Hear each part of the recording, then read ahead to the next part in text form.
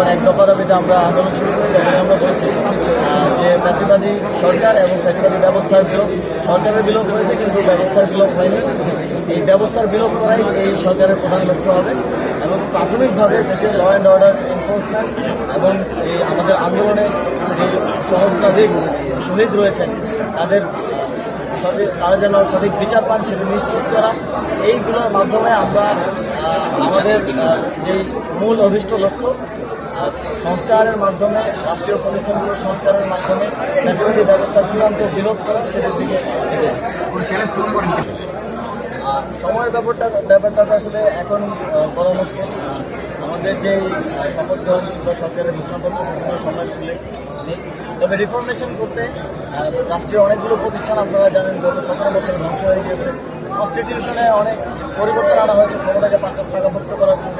এই সব কিছু রিফর্ম করতে যতটুকু সময় লাগে এবং আমরা চেষ্টা করবো সর্বনিম্ন সময়ের মধ্যেই যাতে এই রিফর্মগুলো করে ফ্যাসিলিটি ব্যবস্থা যাতে আর ফিরে না আসতে পারে সেটা নিশ্চিত করে একটি সুষ্ঠু নিরপেক্ষ নির্বাচনের মাধ্যমে গণতান্ত্রিক সরকারের হাতে ক্ষমতা হস্তান্তর করা।